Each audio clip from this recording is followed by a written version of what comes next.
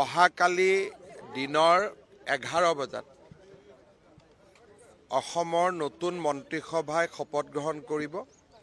প্ৰধানমন্ত্ৰী ডাঙৰীয়া, প্ৰতিৰক্ষা মন্ত্ৰী ডাঙৰীয়া, গৃহমন্ত্ৰী ডাঙৰীয়া, দেশৰ বিত্তমন্ত্ৰী ডাঙৰীয়ানী আৰু NDA শাসিত ৰাজ্যৰ মুখ্যমন্ত্ৰী, উপমুখ্যমন্ত্ৰী সকলো অহাকালি এই সমাৰোহত যোগদান কৰিব।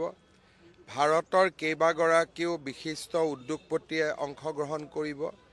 বিদেশী ৰাষ্ট্ৰৰ ৰাষ্ট্ৰদূত কেইবাজনো আহিব আৰু আমাৰ অসমৰ বিভিন্ন জিলাৰ পৰা সত্ৰাধিকাৰ প্ৰভু ঈশ্বৰসকল আহিব।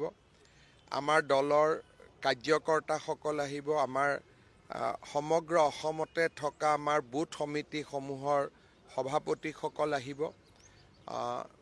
এটা খুব গাম্ভীৰ্যপূৰ্ণ অনুষ্ঠান অহাকালি অনুষ্ঠিত হ'ব।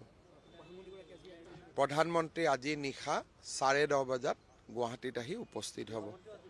গৃহমন্ত্ৰী ডাঙৰীয়া, ৰাজনাথ সিং ডাঙৰীয়া, নীতিন নবীন ডাঙৰীয়া, নিৰ্মলা সীতাৰমণ ডাঙৰীয়ানী সকলো আজি নিশা আহি উপস্থিত হ'ব। আমাৰ ৰাষ্ট্ৰীয় সভাপতি নীতিন নবীন ডাঙৰীয়া ৰাতি গুৱাহাটীত আহি পাব আৰু নিশা 10 বজাৰ পিছতহে অসম মন্ত্ৰীসভাৰ সম্পৰ্কত মই তেওঁৰ লগত আলোচনা কৰিব পাৰিম, কাৰণ এতিয়া টেলিফোনত মিনিষ্ট্ৰীৰ কথা পাতিব নোৱাৰি। গতিকে যোন মন্ত্ৰী হ'ব অহাকালি ৰাতিপুৱা 7টা বজাতহে তেখেতসকলেও গম পাব, কাৰণ নীতিন নবীন ডাঙৰীয়া ৰাতি 10 বজাত আহি উপস্থিত হ'ব। তাৰ পিছতহে মই তেওঁৰ লগত আলোচনা কৰিম। 11 বজাত কি আৰু যেতিয়া মই এয়াৰপৰ্টৰ পৰা আহিম, গাড়ীখনৰ লগত বহি দিলে আহি ৰেডিশ্যন পাওঁ মানে আলোচনা হৈ যাব। এইখিনিয়ে সময় লাগিব, কিন্তু মই টেলিফোনত পতা নাই। তেখেতক যিহেতু মই ৰিচিভ কৰিব যামেই, তেওঁৰ গাড়ীখনত বহি দিলে ৰেডিশ্যন পাওঁ মানে আলোচনা হৈয়ে যাব। ইমানটো দীঘলীয়া নহয়, কিন্তু তেখেতৰ অনুমোদন ল'ব লাগিব। মই যিমান দেখিছোঁ 22খন ৰাজ্যৰ মুখ্যমন্ত্ৰী, উপমুখ্যমন্ত্ৰী আহিব আৰু NDAৰ বাহিৰতো মিজোৰামৰ মুখ্যমন্ত্ৰী ডাঙৰী আহিব। পুৱাৰ ভাগত মই ৰাতিপুৱা প্ৰধানমন্ত্ৰী থাকিব, একো কাৰ্যসূচী লোৱা নাই। বাকী মোৰ নিয়মিত কাৰ্যসূচী 13 তাৰিখৰ পৰা।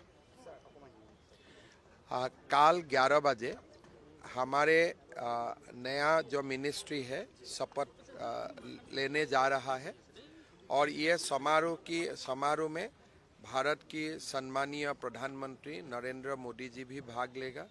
साथों साथ भारत के गृह मंत्री अमित शाह जी, रक्षा मंत्री राजनाथ जी और तमाम NDA शासित प्रदेशों का मुख्यमंत्री, उपमुख्यमंत्री, हमारे NDA का जो घटक दल है उनके अध्यक्ष लोग, तो बहुत सारे लोग आएगा। इंडस्ट्री से भी जुड़े हुए कुछ लोग आएगा। हमारा जो असम के मोनास्ट्री होते हैं उनका हम लोग सत्राधिकार बोलते हैं, वो लोग भी आके आशीर्वाद देने का काम करेगा। हमारे बूथ अध्यक्ष से लेकर सीनियर कार्यकर्ता तक कल सारे लोग मौजूद रहेगा।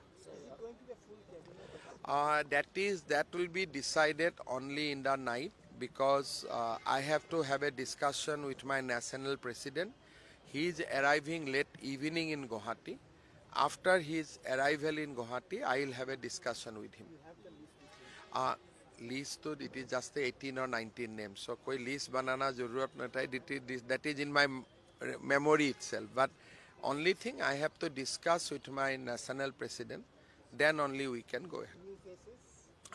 Abhi matlab as of now, before discussion with him, I can't say anything because I have to go by the party's overall guidance. So I maybe want to induct all new, maybe all old faces. So those I have to take the guidance, general guidance from my national president. Then only we can decide who will join, who will not join. I think this will be decided today in the late night, and only morning we will be able to communicate. 10:30 p.m. today. কেইগৰাকীমান মন্ত্ৰী এবাৰ শপত লোৱা হ'ব? একোৱে মই ক'ব নোৱাৰোঁ যেতিয়ালৈকে ৰাষ্ট্ৰীয় সভাপতি নীতিন নবীন ডাঙৰীয়াৰ লগত মোৰ কথা নহয়। 5 বছৰৰ দায়িত্ব থাকিব, সংকল্প কেনেকুৱা ধৰণৰ হ'ব? আমাৰ নিৰ্বাচনী ঘোষণাপত্ৰ ৰাইজৰ সন্মুখত আছেই। যেতিয়া শপত গ্ৰহণ হৈ যাওক তাৰপিছত মই আপোনালোকক ভাল কৰি লগ পাই কথাখিনি ক'ম। Now you see that our manifesto is in front of you. I don't want to go out of turn. Let the ministry takes place. Let the MLAs take oath. Then we have 5 years of time. We will go आराम से हम लोग अपना काम करते रहेगा।